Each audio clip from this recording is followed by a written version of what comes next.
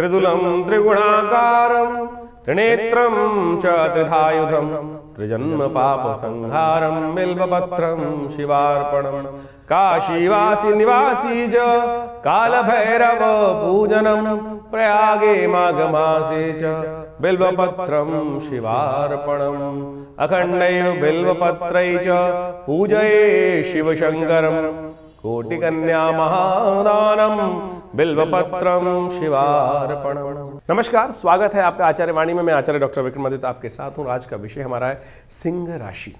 सिंह राशि वालों के लिए ग्रहों का योग किस प्रकार का बन रहा है और राशिगत दृष्टिकोण से हमें समझ लेना चाहिए। सिंह राशि के स्वामी है सूर्य, और सूर्य पिछले 6 महीने से जिस योग में चल रहे थे, दक्षिणायन थे, अब उत्तरायण होने वाले हैं। महत्वपूर्ण परिवर्तन जो सूर्य के दिन होते हैं, इस सूर्य से समस्त सृष्टि चलती है, और सृष्टि में कोई प्रत्यक्ष देवता माने जाते हैं तो सूर्य ही माने जाते हैं। तो हमको ये परिवर्तन का बड़ा महत्वपूर्ण योग बन रहा है। सूर्य महाराज परिवर्तन की तरफ जा रहे हैं, और ऐसे में बहुत आवश्यकता है आपको सूर्य की एनर्जी को लेने की। सूर्य इन दिनों परिवर्तन करके आपके राशि के दृष्टिकोण से देखें तो छठे भाव में रहेंगे, और छठे भाव में गोचर में सूर्य जो होते हैं शारीरिक दौर्बल्य उपस्थित करने के योग बना देते हैं, और उसका इलाज भी सूर्य ही है। विटामिन डी की डेफिशिएंसी, खासतौर पर सूर्य की शक्ति चाहिए, इसमें शौर्य का बल, सूर्य का बल चाहिए कीर्ति वृद्धि के लिए, समस्त शारीरिक कष्टों को दूर करने के लिए भी सूर्य का बल चाहिए। इन दिनों आपके मंगल जो हैं वो 12वें भाव में, वैसे तो अच्छे हैं लेकिन कमज़ोर अवस्था में है, तो उनको ठीक करने के लिए थोड़ा सा शारीरिक श्रम चाहिए। इस वक्त शारीरिक श्रम में थोड़ी सिंह राशि वालों कमी दिखाई दे रही है, और साथ साथ बहुत जल्दी का चीज़ों को करने का आपकी इच्छा बल हो रहा है, लेकिन होती सब चीज़ें अपने समय से हैं। हर चीज़ समय से होती है। अब बीज जब पृथ्वी में पड़ता है, हर एक की इच्छा होती है जल्दी उत्पन्न हो जाए, लेकिन सब टाइम से, प्रकृति से, अपने तरीके से होता है। तो इस बात को हमें समझना चाहिए। तो आपके राशि के दृष्टिकोण से क्या ग्रहों का परिवर्तन का योग बन रहा है, उन सबको आप सही रूप से समझने के लिए इस कार्यक्रम में हम आपको बताने वाले हैं। ग्रहों का योग आने वाले कुछ दिनों में, जनवरी के मध्यकाल में ग्रहों का योग कैसा रहेगा। सबसे पहले 11 तारीख की बात करते हैं। 11 जनवरी शनिवार का अवसर, और ग्रह नक्षत्रों के दृष्टिकोण से जो योग बन रहा है वो द्वादशी तिथि बन रही है, और चंद्रमा बृहस्पति के साथ विराजमान होकर आपकी राशि में आपके लाभ के योग बना रहे हैं, सम्मान के योग बना रहे हैं। विशेष तौर पर धन के आगमन की कुछ जो व्यवसायी लोग हैं उनके लिए सुंदर सूचना बनती दिखाई दे रही है ग्रह नक्षत्रों के दृष्टिकोण से। ये आपके लिए बड़ा अच्छा रहेगा। त्रयोदशी क्षय है इस दिन, शनिवार का अवसर है, तो ध्यान रखें शनि महाराज जो आपकी राशि के दृष्टिकोण से इस वक्त आपके स्वास्थ्य को खराब करने का योग बना रहे हैं। पेट संबंधी समस्याओं, शुगर संबंधी समस्याएं, या कोई भी हड्डी संबंधी समस्याएं देने के बार इन 2 सालों में योग बनाए हैं, वो बहुत जल्दी परिवर्तन की तरफ जा रहे हैं। लेकिन शनि अभी आमतौर पर सिंह राशि वालों के लिए या सिंह लग्न वालों के लिए शनि जो हैं, जो स्थिति में बैठे हैं अभी, यदि लग्न की बात करें तो वह मार्केश हो जाते हैं, तो उनका उपाय बहुत ज़रूरी है। और बाई चांस इस दिन शनि प्रदोष योग है, यानी शनिवार भी है और त्रयोदशी शाम को होने के कारण से प्रदोष भी बन गया है, तो शनि प्रदोष का योग बन गया है। ऐसे में इन शुभ मुहूर्तों का उपयोग कर लेना चाहिए अपने कष्टों को, जीवन के अप्रत्यक्ष कष्टों को दूर करने के लिए। कहा जाता है कि प्रदोष में के समय में भगवान शंकर के गण इस संसार में भ्रमण करते हैं, और जो भक्त भगवान की उपासना करते हुए उनको मिलते हैं उनकी सूचना भगवान तक पहुँचा देते हैं, और भगवान के आशीर्वाद से कष्ट दूर होने के योग बन जाते हैं। और शनिवार के दिन प्रदोष का योग बन रहा है, और ऐसे में शनि महाराज जिस प्रकार की आपकी राशि में योग बना रहे हैं, तो आपके लिए अच्छा ये है कि आप कोशिशें करें ऐसे में भगवान शंकर का सुंदर अभिषेक आपकी राशि के दृष्टिकोण से हम बता रहे हैं, अवश्य करें। भगवान शंकर को बिल्वपत्र अर्पित करें, उनका सुंदर ओम नाभ्या, विशेष तौर पर नमस्ते रुद्रमन्यव तो तय खवे नमः बाहुभ्या मुतते नमः जाति रुद्र शिव तनोरघोरा पापिका शनि, ये रुद्र सूक्त के द्वारा या ओम नमः शिवाय का पाठ करते हुए जो भी आपको याद हो किसी श्रेष्ठ ब्राह्मण के द्वारा कराएं तो बहुत अच्छा रहेगा। तो ऐसे में इस प्रयोग को कर लेने से बहुत अच्छा रहेगा। सर्वार्थ सिद्ध योग है, लेकिन तिथि क्षय है, तो सर्वार्थ सिद्ध योग का महत्व नहीं है। बहुत सारे लोग आपको सर्वार्थ सिद्ध योग बता देंगे कि सर्वार्थ सिद्ध योग का नया मुहूर्त कार्य कर लो, लेकिन ध्यान रखना तिथि क्षय है, और तिथि क्षय में कोई भी मुहूर्त करना चिंतामणि के अनुसार से, मुहूर्त चिंतामणि के अनुसार से शुभ नहीं माना जाता। उसमें क्षय कारक योग बन जाते हैं, घर कार्य को बढ़ने के बजाय घटने के योग बन जाते हैं। 12 तारीख की दिन बात करें, रविवार का अवसर है, चतुर्दशी तिथि है, और इस दिन ग्रह नक्षत्रों का परिवर्तन का योग बन रहा है। चंद्रमा रात्रि में परिवर्तन की तरफ चले जाएंगे।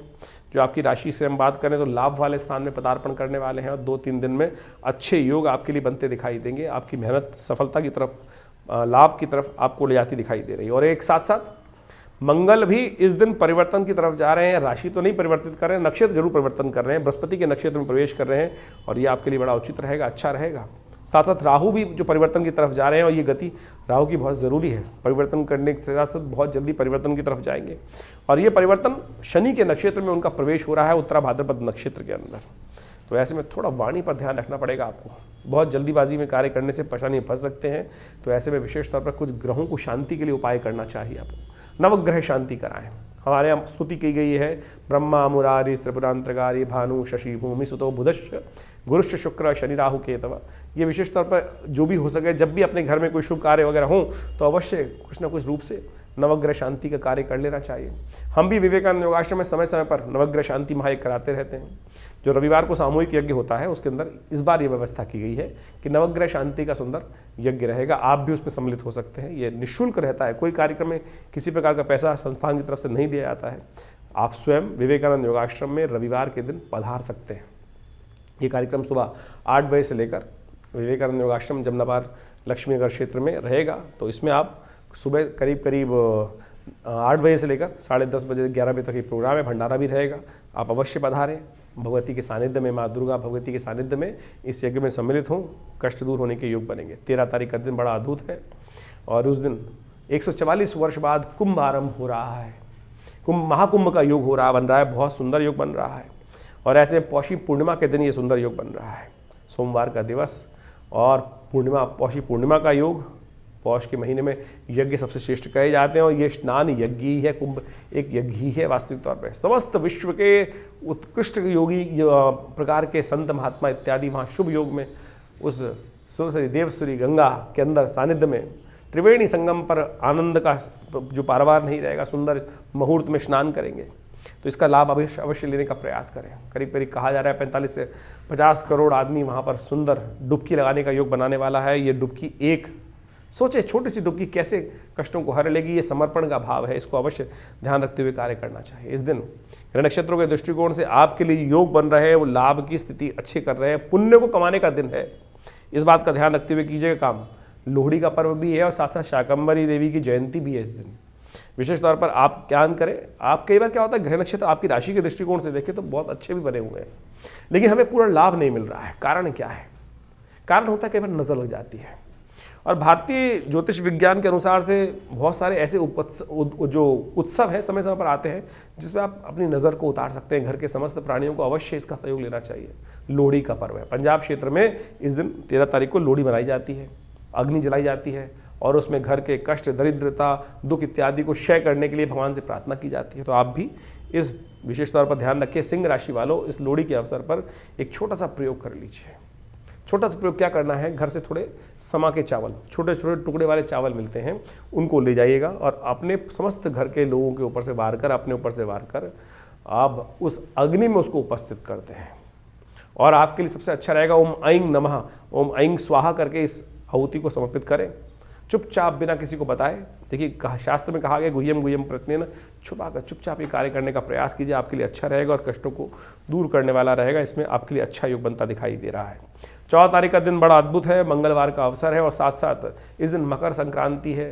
जो सूर्य है वो परिवर्तन करने जा रहे हैं राशि, उत्तरायण होने जा रहे हैं सूर्य। और साथ साथ इस दिन विशेष तौर पर गंगा का पदार्पण भी कहा जाता है, भगीरथ के द्वारा उस अपने पूर्वजों के निमित्त किया जाता है। और ग्रह नक्षत्रों के दृष्टिकोण से परिवर्तन का योग बन रहा है, माघ का महीना आरंभ हो रहा है और साथ साथ चंद्रमा भी आपकी राशि के दृष्टिकोण से 12वें भाव में जा रहे हैं, मंगल को शक्ति देने के योग बनाएंगे। लेकिन थोड़ा सा आपके लिए ग्रह भारी हैं, दोनों के दोनों ध्यान रखिएगा। सिंह राशि वालों, सूर्य का परिवर्तन भी आपके लिए जो ग्रह योग बना रहा है, थोड़ा कहीं ना कहीं स्वास्थ्य के दृष्टिकोण से आने वाले समय में ये समय थोड़ा भारी आपके लिए दिखाई देता है। स्वास्थ्य के दृष्टिकोण से अननेसेसरी की थोड़ी मस्कुलर वीकनेस, शारीरिक तौर पे श्रम, चंद्रमा भी 12वें भाव में मंगल के साथ जा रहा है, ये कहीं ना कहीं दोनों ग्रहों का परिवर्तन आपके लिए थोड़ा भारी रहेगा। एक तो सबसे पहले उपाय करने के लिए नित्य प्रति इस मास में जब तक सूर्य मकर राशि में रहें, आप भगवान सूर्य को अवश्य उदित हुए सूर्य को जल दीजिएगा। और इस दिन विशेष तौर पर एक काम करें कि आपके लिए सबसे श्रेष्ठ जो हमें दिखाई देता है कि आपके लिए सबसे श्रेष्ठ है कि चावल और साथ साथ गेहूं, अन्न का दान करने का प्रयास करें। चावल गेहूं का दान और साथ साथ उसमें अरहर की दाल को भी दान करने का प्रयास कीजिए अपनी सामर्थ्य के अनुसार से। साथ में छाता या जूता भी दान कर सकते हैं, आपकी राशि के दृष्टिकोण से बड़ा अच्छा रहेगा। ये समस्त कष्टों को हरने वाला रहेगा। आपकी राशि के दृष्टिकोण से समय जो है सूर्य का थोड़ा सा आपके लिए कई मामलों में थोड़ा दिक्कत स्लो दिखाई देता है, इसका उपाय करने का आपको प्रयास करना चाहिए। तिथि बड़ी शुभ है, इस तिथि का दिन तो अनेक प्रकार के योग बनते हैं, तो आप समझें क्या है योग, इस तिथि का महत्व क्या है। मकर संक्रांति भारतीय संस्कृति के दृष्टिकोण से एक ऐसी संक्रांति है जो सबसे विशेष संक्रांति रहती है, और इस बार संक्रांति का योग भी बड़ा विचित्र बन रहा है। देखिए इस बार क्या हुआ है कि मकर की संक्रांति और आने वाले कर्क की संक्रांति दोनों के दोनों मंगलवार के दिन पड़ रही हैं, और ये दोनों के दोनों जो मंगलवार को पड़ जाएं तो कहा जाता है कि पृथ्वी पर कहीं ना कहीं राज्य भंग होने के योग बन जाते हैं। जी हाँ, राज्य भंग होने के योग बन जाते हैं। तो ये राजनीतिक दृष्टिकोण से तो ये ग्रह योग अच्छा नहीं दिखाई देता, लेकिन आपकी राशि के दृष्टिकोण से यदि हम बात करें तो वो तो आपको हम समझा ही रहे हैं। लेकिन सबसे पहले मकर संक्रांति का पुण्य जो है वो शास्त्र में अद्भुत रूप से वर्णित है। पृथ्वी जो है जिस प्रकार से वो अपनी धुरी पर घूमती है, वो मकर राशि में, मकर जब सूर्य में प्रवेश करते हैं इस दिन, तो कहा जाता है कि उससे सूर्य उत्तरायण हो जाते हैं। आध्यात्मिक तौर पर इसका बड़ा महत्व है। गंगा का जब पदार्पण किस लिए हुआ था, वो रहस्य जो है वो हमको समझ में आना चाहिए। शास्त्र के दृष्टिकोण से इस दिन स्नान का महत्व बड़ा अद्भुत कहा गया है। कई प्रांतों के अंदर तो एक बहुत पुरानी कहावत चलती है, वो भी आपको याद कर लेनी चाहिए। मकर संक्रांति के दिन स्नान करने का बहुत पुण्य माना गया है, और पूर्वज एक विशेष तौर पर बताते थे कि इस दिन सिर में एक विशेष बाल होता है, और यदि इस दिन स्नान किया जाए वो इसी दिन भीगता है और उसके पुण्य प्राप्त करनी, इतना महत्व शास्त्र में बताया गया। पुराने ज़माने में तो यहाँ तक हमने सुना है कि कहा जाता था कि सिर में एक सोने का बाल होता है और वो इसी दिन स्नान करके पुण्य को प्राप्त करता है। यानी कारण तो यही रहा कि स्नान अवश्य करना चाहिए। सर्दी का मौसम चल रहा होता था, पुराने ज़माने की बात है, लोग जो स्थिति चलती थी, बहुत सारे लोग स्नान करने से भागते थे कई लोग। लेकिन माएँ जो थी पुराने ज़माने में किस प्रकार से लोगों को प्रोवोक करती थी, सोचिए कि भैया सोने का बाल होता है, इस दिन तो कम से कम नहीं नहा रहे हो तो कम से कम इस दिन तो अवश्य नहा लो। पुण्य जगाने का प्रयास किया। संक्रांति का इतना महत्व भारतीय संस्कृति में बताया गया है। एक और शास्त्र में कथा जो चलती है, महाराज भगीरथ जिस प्रकार से अथक प्रयास से भगवती गंगा को प्रसन्न करके, भगवान विष्णु को प्रसन्न करके उस गंगा को प्राप्त किए थे, और भगवान जब शिव ने अपने शिरोधार्य किया, कहा जाता है कि अनेक वर्षों की उपासना करने के बाद भगीरथ से भगवान प्रसन्न हुए और भगवान ने उस गंगा को अपने सिर पर धारण किया। इसीलिए भारतीय संस्कृति में भगवान शंकर का जो मंत्र है वो सबसे श्रेष्ठ कहा जाता है। हम कोई भी शपथ लेते हैं तो जल ग्रहण हाथ में, संकल्प लेते हैं तो भगवान वो लेते हैं ना, जल हाथ में लेते हैं। तो जो गंगा जल हाथ में लेने की परंपरा है, भगवान शिव के मंत्र तो इसलिए जागृत हैं कि शिव ने तो उन समस्त मंत्रों के अधिष्ठात्री जो संकल्प का भाव है वो अपने सिर पे धारण कर रखा है भगवान शिव ने। इसलिए संकल्प को सत्य करने के लिए शिव का ध्यान अवश्य करना चाहिए। इसलिए बहुत पुराना मत, सत्यम शिवम सुंदरम जो कहा गया ना, सत्य शिव जो एक ही है, सुंदर है, वो गंगा के कारण ही है, और गंगा का सुंदर प्रभाव ही ऐसा है। तो कहा जाता है कि भगीरथ ने जो उपासना करी थी, अनेक पीढ़ियों से लगकर भगीरथ जी ने जो प्रयास, भगीरथ के जो भाग्य जागे, कि वो कारण क्या था कि सगर के पुत्र, जो सगर के 60,000 पुत्र थे, वो कपिल मुनि के श्राप से जो भस्म हो गए थे, उनकी मुक्ति का रास्ता नहीं मिल रहा था, गंगा को पदार्पण उसलिए कराया गया था। कहा जाता है इसी शुभ मुहूर्त में, उत्तरायण जब हुए भगवान सूर्य, और इसी मकर संक्रांति के दिन भगीरथ जब गंगा लेकर चले थे भगवान शिव के यहाँ से, तो इसी दिन वो पाताल लोक में पहुँचते हैं। जो गंगा सागर, जो आपको कथा याद होगी, सारे तीर्थ बार बार, गंगा सागर एक बार, ये वो गंगा सागर के स्नान का इस तीर्थ के दिन, इस 3 दिन के दिन अत्यधिक महत्व कहा जाता है। बड़ा मेला लगता है गंगा सागर पर, और कहा जाता है इस दिन ही भगीरथ वहाँ जो गंगा को लेकर पहुँचे थे, उससे पितरों की तृप्ति का, उनके 60,000 सगर के जो पुत्र थे, उनका जो वहाँ भस्म पड़ी हुई थी और उनकी मुक्ति का कोई मार्ग नहीं मिल रहा था, तब उनको भी वो मुक्ति का मार्ग वहाँ से मिला। तो कहा जाता है कि इस शुभ तिथि में अपने पूर्वजों के निमित्त अवश्य कुछ तर्पण, दान, पुण्य इत्यादि अवश्य करना चाहिए। और इस बात का ध्यान रखो कि इस दिन गंगा जल से स्नान अवश्य करो। गंगा का स्नान यदि तीर्थ में जा सको, कुंभ का अवसर है, सुंदर रूप से समर्पण भाव से भगवान के श्री विग्रह का ध्यान करते हुए इस मकर संक्रांति के पुण्य वेला पर, जैसा हमने आपको बताया कि 144 वर्ष बाद सुंदर इस बार तीर्थराज प्रयाग के अंदर ये योग बना है, और माघ का महीना आरंभ हो गया। हमने आरंभ में एक मंत्र बोला था, काशी वासी निवासी च काल भैरव पूजनम प्रयागे माघ मासे च बिल्व पत्रम शिवार्पणम। जो त्रिदम त्रिगुणाकारम त्रिनेत्रम च त्रिधायुधम, कहा जाता है कि अनेक जन्मों के ऐसे शुभ योग में यदि एक बार बिल्वपत्र आप माघ के महीने में उस तीर्थराज प्रयाग के अंदर उस भगवान शंकर पर यदि आप एक बार भगवान शंकर पर उन शिवलिंग पर यदि अर्पित कर दें तो कहा जाता है कि अनेक जन्मों के पाप जो हैं वो संगार हो जाते हैं। तो इस शुभ योग महत्वपूर्ण योग का आपको लाभ लेने का प्रयास करना चाहिए। अवश्य अपने पितरों के निमित्त तर्पण ब्राह्मण भोजन अवश्य कराएं, गायत्री का जप अवश्य करें।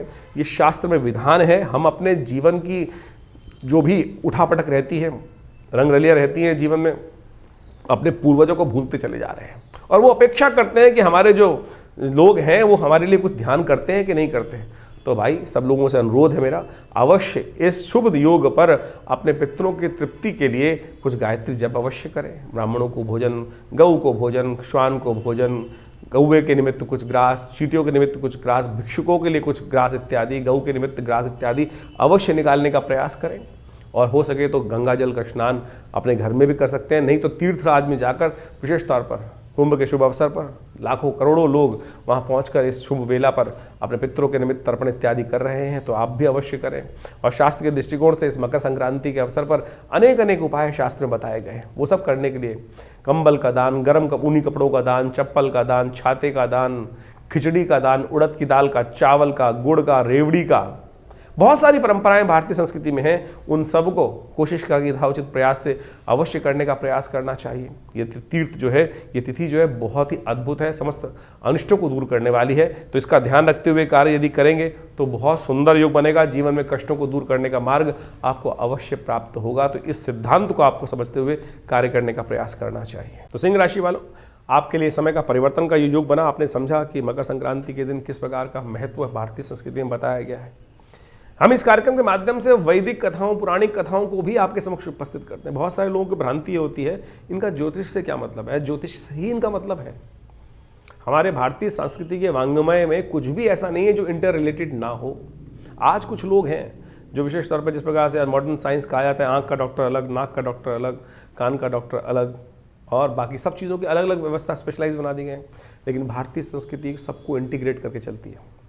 और ज्योतिष बिना पुराण के, बिना वैद्य के तो हो ही नहीं सकता है।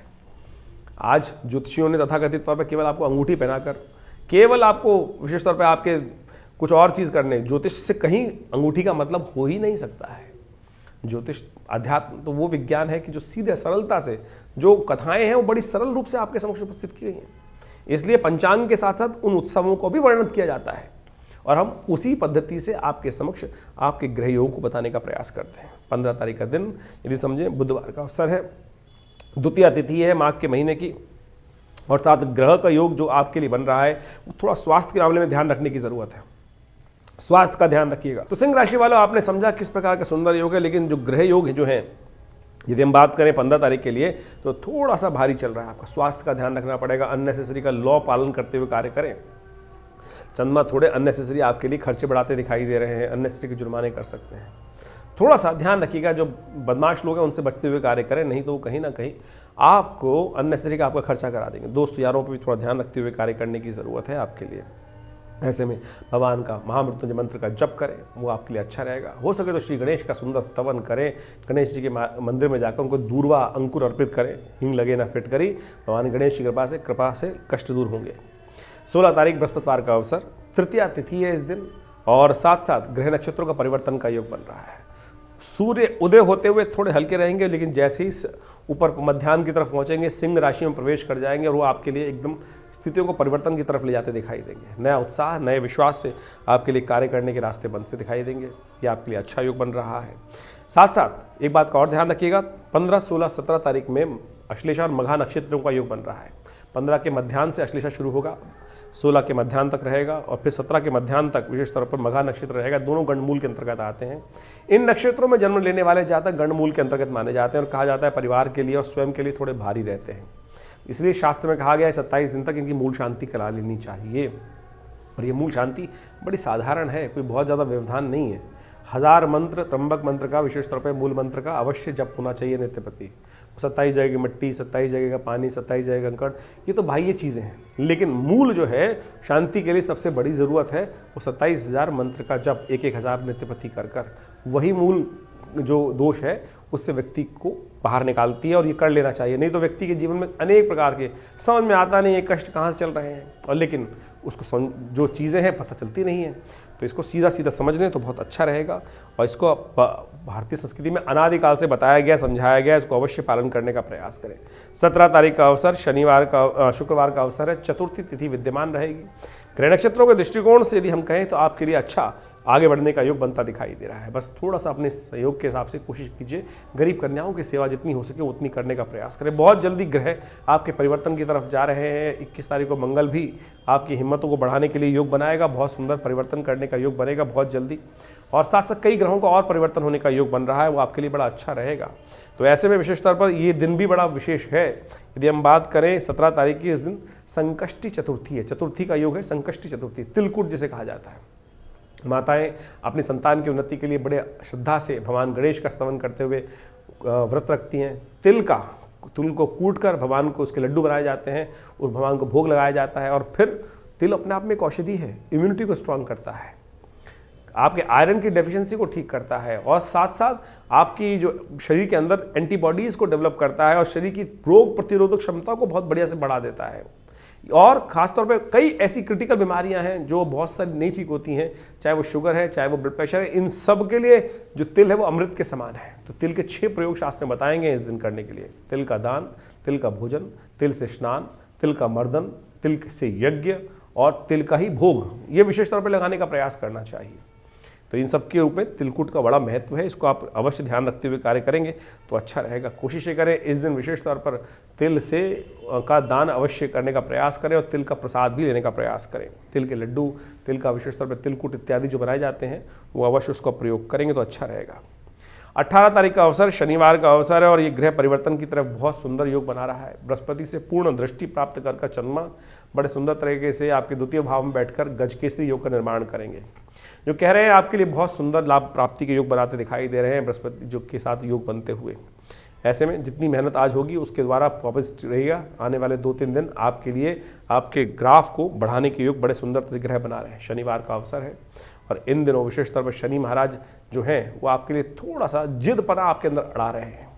तो जिद को ठीक करने के लिए हमारा आपसे अनुरोध है कि आप एक काम करें, इस वक्त हनुमान जी के मंदिर में जाकर थोड़ा उनके लिए पूजन कर लें तो अच्छा रहेगा। हनुमान चालीसा का पाठ करें, और हो सके तो हनुमान जी को एक चूल्हा भी चढ़ा दीजिए, आपके लिए सुंदर योग बन रहा है। परिवर्तन का योग आपके लिए लाभ दे सकता है। थोड़ी जिद कन्वर्ट कम होगी, मंगल को भी ताकत मिलेगी इस तरह से, तो इसको उपयोग कर लीजिए। 19 तारीख का दिन रविवार का अवसर, पंचमी तिथि थोड़ी वृद्धि की तरफ है दिल्ली के पंचांग के अनुसार से, और ग्रह नक्षत्र आपके लिए बहुत अनुकूल अवस्था में है, और ये समय सदुपयोग करने का है, अच्छे संपर्क साधने का है, चीज़ों को सही रूप से करने का है, और जिद को त्यागने का है। रविवार का अवसर है, अवश्य इस बात का ध्यान रखें। शनि का शांत करने के लिए थोड़ा नवग्रह शांति महायज्ञ करें, और गायत्री का यज्ञ अवश्य करें, वो आपके लिए अच्छा रहेगा। विवेकानंद योगाश्रम में इस दिन सामूहिक यज्ञ रहता है, आप यदि उसमें सम्मिलित होना चाहते हैं तो उसमें भी सम्मिलित हो सकते हैं। 20 तारीख सोमवार का अवसर, षष्ठी तिथि है, और इस दिन थोड़ा सा ग्रहों का परिवर्तन का योग बन रहा है। बुध महाराज आपकी बुद्धि में चलते हुए अस्त होने जा रहे हैं। ये थोड़ा सा आपके लिए आने वाले 2-3 दिनों में मुश्किलें पैदा कर सकते हैं, बहुत सारी थोड़ी समस्याएं उत्पन्न करने के दे सकते हैं योग। तो ऐसा थोड़ा बुद्ध को ताकत देने की ज़रूरत है, और थोड़ा बुद्ध को ताकत देंगे तो अच्छा रहेगा। एक बात और ध्यान रखिएगा, इस दिन भद्रा का योग भी है, जो सुबह 9:58 से आरंभ हो जाएगा, तो नए कार्यों को आरंभ करते हुए थोड़ा बचिएगा। तो इस प्रकार से ज्योतिष का जो विज्ञान है वो बड़ा चमत्कारी है। हर रोज़ ग्रहों को परिवर्तन का योग बनता है, वो परिवर्तन किसी के लिए अच्छा, किसी के लिए खराब, वो योगा योग आपकी जन्मपत्री, आपके जन्म के समय, आपके कर्म अनुसार उसका प्रभाव आपके जीवन में पड़ता है उस परिवर्तन का। और इन परिवर्तन को समझने के लिए ज्योतिष के दृष्टिकोण से उन काल गणनाओं को समझकर और अनुभव के द्वारा उस चीज़ को समझा जा सकता है कि ये प्रभाव क्या कुछ उत्पन्न कर रहे हैं, क्यों कर रहे हैं। सबसे पहला प्रश्न जो मनोमस्तिष्क में हर व्यक्ति के आता है, क्यों, सामने वाले के जीवन में कैसे और मेरे जीवन में क्यों के नहीं हो रहा है। सब कारण प्रभाव जो है वो कर्म का ही है। अवश्य में वो भुक्तव्यम कृतम कर्म शुभाशुभम, और अनेक अनेक महात्माओं ने, संतों ने उस भाव को समझाने का प्रयास किया है। जो कर्म के प्रधान से, कर्म के द्वारा रचा गया चीज़ है वो बदली जा सकती हैं, बिल्कुल कर्म के द्वारा ही बदली जा सकती हैं। ज्योतिष तो कालगणना को पढ़ने का तरीका है कि किस प्रकार की जो हवाएं हैं, किस प्रकार का वातावरण है, कैसा कैसा बनेगा। लेकिन उसके बाद भी यदि समस्त ग्रह खराब भी हैं, तब भी आप अपने कर्म को सुधार कर उस उपाय को जो हम करते हैं, जो शास्त्र के दृष्टिकोण से बहुत विभिन्न उपाय शास्त्रों में वर्णित रहते हैं और अनुभव के द्वारा संत महात्मा गुरुजन इत्यादि बताते हैं, वो कर्म को बदलने का ही तरीका है। और आप इस बात को समझे, बहुत सारे लोग जिस प्रकार से ज्योतिष के ऊपर कुछ व्यंग भी उपस्थित कर देते हैं। अरे भाई, ज्योतिष तो काल गणना को बता सकता है और उसको समझा सकता है आपको, और यदि कोई बदलना चाहे तो उसको बदल भी सकता है। उसके लिए सबसे पहले धैर्य की आवश्यकता है, विश्वास की आवश्यकता है। तो इस बात को हम समझें तो बहुत अच्छा रहेगा। जितनी जल्दी समझ लें वो अच्छा है, आपके लिए भी जीवन में कल्याण का योग बन सकता है। बहुत सारे लोग समय समय पर अपने अनुभवों को हमारे साथ, हमारे आश्रम पर आके साझा करते रहते हैं, और उससे जीवन में जो जिस प्रकार का हम कार्य कर रहे हैं उसमें भी हमें विश्वास जागता है, हमें भी विश्वास जागता है कि कैसे वो काल गणनाएं थी और कैसे वो विचित्र तौर पर स्थिर रूप से जीवन में घटना घटी और कैसे उससे बदला भी गया। बहुत बार गणनाएं देखी गई और उस पर प्रभाव भी देखे गए। भविष्य को बदला जा सकता है, बिल्कुल। जो हम हर रोज़ नित्य प्रति आपको आपके भविष्य को देखकर, आपकी राशि के अनुसार से देखकर, उसके साथ साथ बहुत सारे उपाय जो शास्त्र में वर्णित उपाय हैं, पुराण इत्यादि ग्रंथों में वर्णित उपाय हैं, वो आपके समक्ष रखते ही हैं। और जो अभी समय चल रहा है, कुंभ का समय चल रहा है, 144 वर्ष बाद इतना सुंदर कुंभ का युग बना जिसको महाकुंभ कहा जाता है। ये एक ऐसा विषय है, एक ऐसा चीज़ है कि आप समझें कि जो लाखों जन्मों का जो भार है वो 1 सेकंड में काट सकते हैं। किसी को चमत्कार देखना हो तो इस भाव को समझें। और अगर कहीं ऐसे लाखों लोग, करोड़ों लोग, करीब करीब इस बार अंदाज़ा है 50 करोड़ आदमी, 45 करोड़ आदमी वहाँ डुबकी लगा के जाएगा।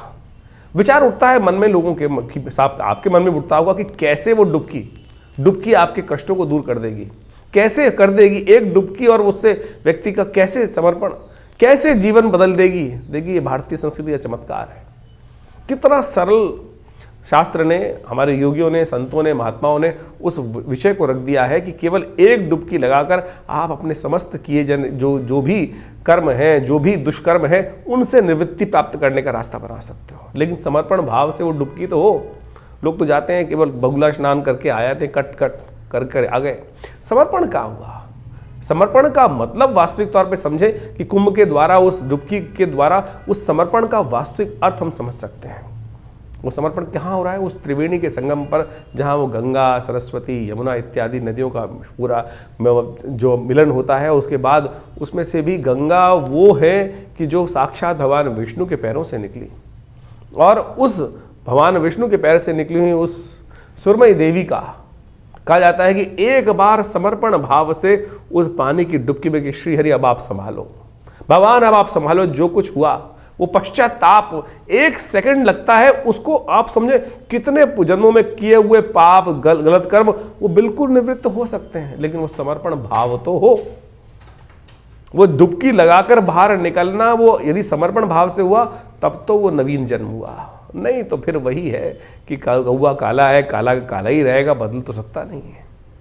लेकिन सिद्धांतिक तौर पर, भारतीय संस्कृति के विज्ञान के तौर पर, अध्यात्म के दृष्टिकोण से यदि वहाँ समर्पित भाव से बिल्कुल तटस्थ होकर उस शुभ मुहूर्त में, जो ये पूरा काल है, माघ का पूरा महीना और साथ साथ फागुन का कुछ महीने 15 दिन का जो समय रहेगा, उस समय में यदि आप उस श्रेष्ठ समय में भगवान का भजन करते हुए श्री हरि के श्री चरणों में उस निकली देवसुरी गंगा के पावन सानिध्य में जाकर एक डुबकी उस मुहूर्त में लगा लेंगे श्री हरि का स्मरण करते हुए, तो सोचे जैसे द्रौपदी के जीवन के कष्ट हर गए, उस जो गज के जीवन के कष्ट जो चल रहे थे, जो ग्राह ने गस रखा था, केवल एक बार श्री हरि का सुंदर स्मरण करने से कि अब तो जीवन हारे हे श्री हरि अब संभालो, ये भाव यदि रख पाए तब तो कुछ समर्पण हुआ, वही तो वो तो उपाय हुआ।